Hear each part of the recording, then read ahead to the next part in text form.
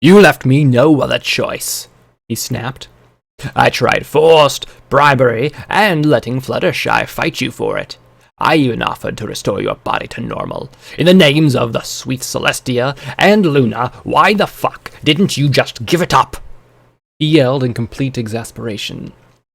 I've been forced to cartoonish levels of monsterdom, simply to get what I needed.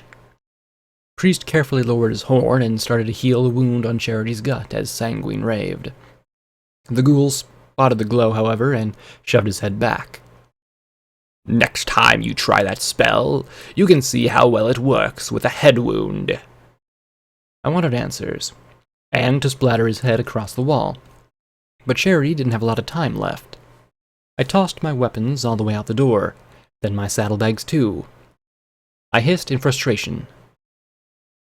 I disarmed. Now heal her! Give me the program! He snapped. Heal her first, then I will, I countered. The filly clenched both her eyes and jaw in pain. Sanguine looked half mad as his eyes darted between Vermilion and myself. To hell with this, Vermilion muttered.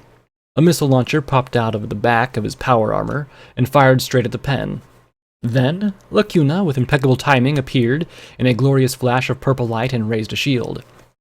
The missile exploded against it. She turned her head to the floating grenade, and her own glow subsumed the light surrounding it. There was a thump, and Persuasion's projectile arced down from the narrow stairs to the bell tower and exploded in Vermilion's face. Green bolts racked the griffin as he dodged to the side and readied another missile. At once, Priest's white glow surrounded the revolver against Sonata's head and sent the weapon flying as he turned and slammed Sanguine against the back wall. You will not lay another hoof on another... But Sanguine simply drew another breath, and blew a bright and colorful plume of pink vapor over Priest's face. On contact, the black unicorn's flesh seemed to turn runny. He didn't cry out. He just jerked and spasmed, then collapsed. I stared in horror at Priest's boiled, melted face. A pair of Vermilion's missiles blasted up, and only by jumping and falling to the floor were P-21 and Glory able to get clear of the explosions, as they blew the upper corner of the building apart. The delicate stained glass windows shattered into clouds of shards, and the paintings of the Ministry Mayors split apart as the entire front of the building peeled away into the street. Heavy timbers fell upon Glory, pinning her. There was a flicker as Lacuna pushed the grenade through the shield, pulled the pin, and lobbed it at Vermilion. The armored griffin leapt out into the street. I charged at Sanguine as Priest fell to the side, and the ghoul threw Sonata at me. Priest! Priest! P-21 screamed as he scrambled across towards the fallen stallion. Glory was still trying to work her way free. Sanguine bit down on Charity's mane and hauled the bleeding filly out through the hole. I set the sobbing Sonata aside and curled up beside Priest. I looked back at Glory. Go! Get her! She cried, struggling to get herself free. Outside, Rampage was tearing into the armored griffin, who was tearing back and trying to shake off the mare. I spotted Sanguine making for the bridge, followed by the injured filly. I raced after them, closing the gap. Finally, he turned, clutching the bleeding and battered Charity. Give me the fucking program! He shouted as he backed away towards the edge. Don't give him shit! Charity countered, struggling weakly. He doesn't deserve it! Shut up, Charity! I said, my eyes darting from him to her and back again. I stared at her and heard Citrine's voice. How many have died for this? I jumped into Sats to think. No weapon, no healing potion. She was bleeding out, but Sanguine was here, right in front of me. I knew his purple breath trick. I could beat him and smash him back and let the city defenses turn him to ash. I'd promised Dusty and Caprice. I owed so many ponies his head. All it would cost me was Charity's life. I stared at her, at the blood streaking her yellow stomach. I wanted to talk to some pony, any pony. Talk me into this. Convince me that I should kill him and get her to safety. Your life isn't that easy, Blackjack. the dealer rasped softly as he trot into that still scene. He looked at the filly and the ghoul with equal dispassion. Looks like you have two choices. Kill him, let her die, keep the program. Give up the program, she lives. Decisions, decisions. I wanted to smack that smug smile he wore off his face. Don't mock me with the choice. Tell me the better thing to do. He pushed his wide-brim hat back and smirked at me. Well, look at it this way. You give up the program, you can always take it back. You know a way to bring her back if she dies. He said with a smile. I mentally groaned and he laughed at me. Oh, and if you're trying to think of a third option, don't bother. You're not clever enough for that. So, is keeping EC 1101 worth the filly's life? I slipped out of Sats as the dealer vanished again. Shit. Security saves ponies. Here! I said as I lifted my leg and opened the panel hiding the pip-buck screen. His eyes widened, and from his saddlebags emerged a ripper. The chain whirled as I grit my teeth. I wouldn't give him the satisfaction of hearing me scream. A few surprisingly careful passes of the weapon later, he tore out the delta, leaving me with an ugly new cavity in my leg and making my EFS vanish. He stared at it. Finally. I can finally save them. I can... Heal her! I yelled, as I pointed at Charity, the lightning flashing overhead. His lips curled into amusement. Heal her? Why would I do that? He said as he tucked the delta into his bag. Better get her to your alicorn friend quickly and not waste time with me. Fucker! I shouted, but he was right about Charity. I grabbed her and put her across my shoulders, then turned and raced back through the rain towards chapel. The whole of my left leg made some unpleasant noises and twinges of pain, but the limb held. As I ran into town, I saw a dark shape overhead. Vermilion was airborne, but he was winging his way towards the southeast. You shouldn't have given it up.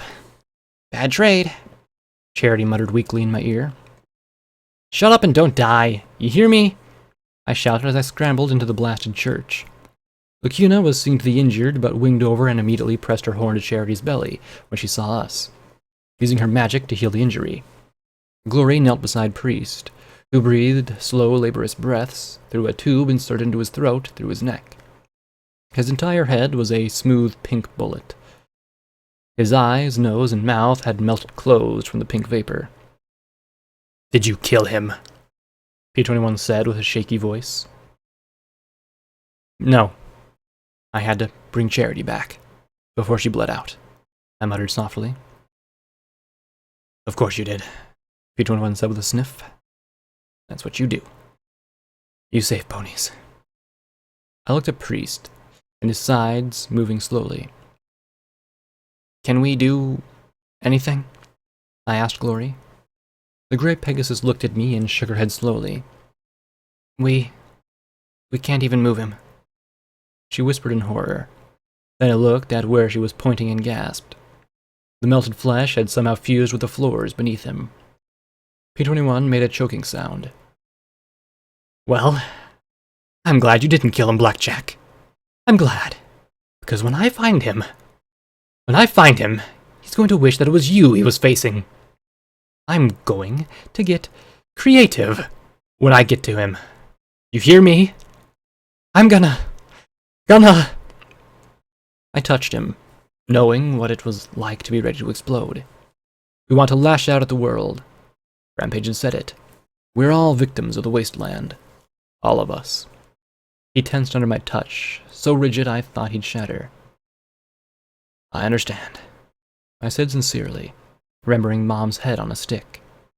He gave one broken sob, then another, and another. And like all his hard anger softened to tears as he curled against me. I held him in my embrace. Not again. Not again, he whispered softly between sobs. No, not again. This time, you have friends with you. I said quietly. He nodded and pulled away. Glory trotted closer to him and gave a little smile. She wanted to help. She knew what it was like too. And she touched P21's shoulder. For the longest time he sat there, and then he slowly turned into her embrace as well. Priest coughed. Even with the tube, he couldn't last much longer. Slowly, I knelt down and spoke softly into the hole beneath the melted nub of his ear. You saved a priest. You saved Sonata. They're going to be okay. I brushed his white mane gently, closing my eyes. They said I died. Maybe I did. I can't remember for sure. But I think that Celeste and Luna are waiting for you. Just follow the music.